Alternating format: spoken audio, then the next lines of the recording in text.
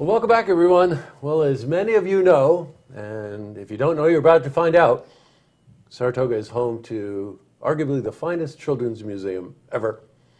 And joining me is a frequent guest here, a friend of mine, Michelle Smith, who is the executive director of the museum. So welcome back.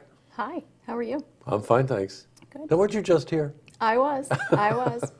Now, when you were here, we were talking about the gala. Yes. Which, if my memory serves me correct, happened a couple of weeks ago on Saturday, the 12th, right? Yes, it did. That's when it was, at Saratoga National. Yes. So how'd you do? It was wonderful. Oh, was it great? Yes, Good. huge success. We raised over $30,000. Oh, fantastic. It was great. Good. If I'm doing the math correctly, that's in excess of 150, maybe 170, 75 people? Yes. Oh, that's great, Yeah, Michelle. it's great. Terrific. A good time was had by all? Yes, we had the ABBA band, the ABBA tribute band there, so people were rocking it out at the end of the night. It was That's fun. great. A lot of fun. Good, good. And of course, the money goes to the Children's Museum at Saratoga, which is located, what is it, Caroline Street? Is that the Yep, street? 69 Caroline right, Street. Right on Caroline Street, right downtown here. We'll talk a bit about the museum, but just that money that's raised, and I remember this from interviewing before, goes right into the operating expenses. The museum is a not-for-profit organization. So the money's going right into overhead, right? Going into Yes. operating costs to fill a gap? To fill the gap, to help us with generating new programming. We always want to try things out before we ask for additional funds for that from some of our foundational funding that we receive. Gotcha. But we want to make sure that it's going to be successful. Yeah, sure. And speaking of which, the heart of this museum is its programs, without a doubt. You know, Yes. we talk a lot about this, you and I. And we've got a couple of programs coming up that we want to make you aware of. Pet Vet Day just strikes a chord with me. It's just such a terrific idea. So when is that? So that's going to be April 9th, which It is a Oh, Saturday. it's coming right up. A couple of Saturdays. A couple Okay. of Saturdays.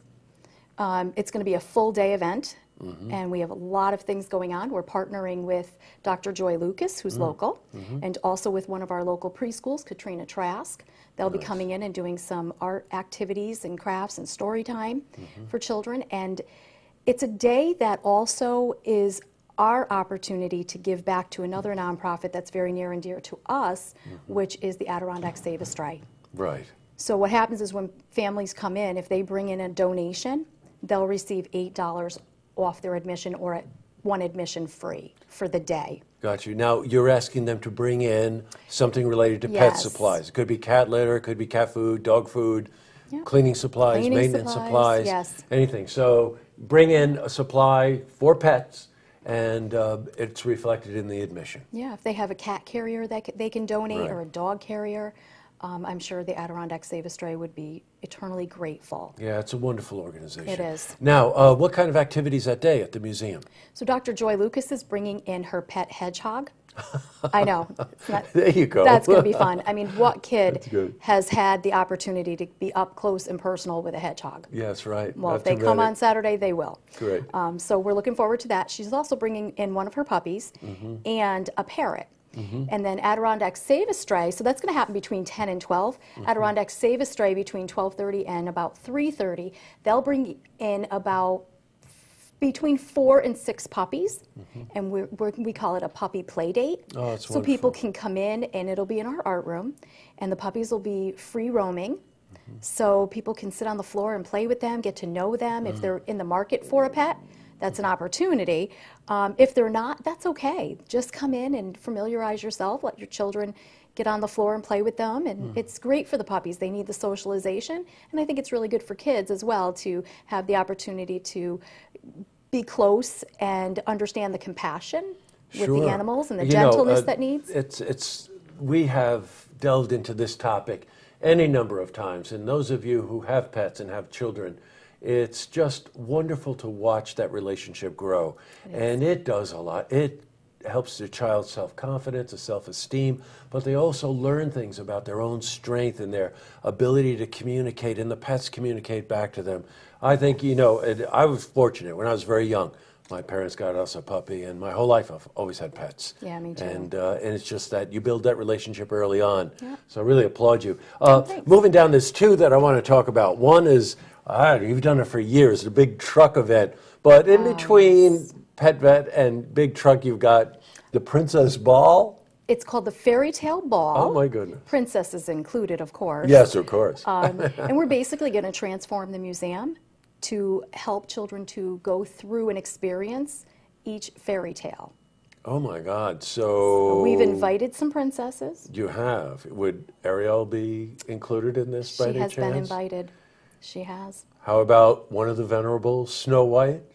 She also has been invited. Oh my God, this is... Do you think they'll come? I've got confirmation. You So I do? think we're good. I think we're good to go. It's going to be really fun for the kids. It's going to be fun for us to set it up. We're excited about having the opportunity to recreate some of that fairy tale time. Oh, for sure. Now, you're probably wondering why I might know who Ariel is, or Anna, or Elsa. If you're a parent or you have grandchildren, Yeah. I was telling Michelle before we went on air that my little granddaughters won't go anyplace unless they're dressed up as Anna and Elsa. Yes, and we're encouraging all the children to come dressed Great. as their favorite fairy tale character. And if they don't, have a specific dress, that's fine. They can just Yeah, come sure. however Be they creative. like. Yes, yes. It's Yes. going to be, and so pizza will be included in the evening. We're doing it twice. Okay, when? So it's going to be May 21st, which is the Saturday evening, and Sunday morning, May 22nd. Okay, got it. So All right. both times we'll be serving pizza. And you're going to sort of transform the museum into a fairy wonderland. It's going to be enchanting. Oh my God, that sounds exciting. Well, as a young boy who fell in love with big trucks, Big Truck Day is coming too, It right? is, When is yes. that? Now, I know that's down the road a bit. We'll have you back. But it's around the corner. It's Yeah. Saturday, August 6th.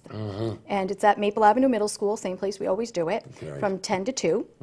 And it's wonderful because it gives kids the opportunity to really learn about their community and who's out there. I mean, Yeah. if you're driving with your children in a vehicle, of course they get to see the fire truck go by, the ambulance go by.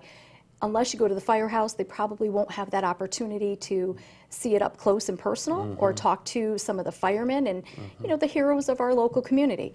So what we do is we invite them to come, and typically they do.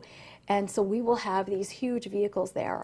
We have a canine unit that usually comes every single year. Yeah, I've seen that. That's So it's a lot right. of And fun. cranes and fire trucks and all kinds of things. Yes. If you got a young boy or a young grandson, you know exactly what we're talking about. They do anything to go to this day. We'll have you back for that. But Thank you. Really, congratulations on a very thank successful fundraiser. The museum, as you can tell, one program is better than the next, and they're ongoing throughout the year, and they need support. So make a note about April 9th, which is Pet Vet Day. A little further down the road, May 21st and 22nd, is Fairy Tale Ball Weekend. Yes. And we'll have you back again before Big Truck Day. Okay, thank you Okay, so much. great to see you, Michelle. It's good to see you. Thank you for coming in. To see this interview again, you can head to our website, looktvonline.com.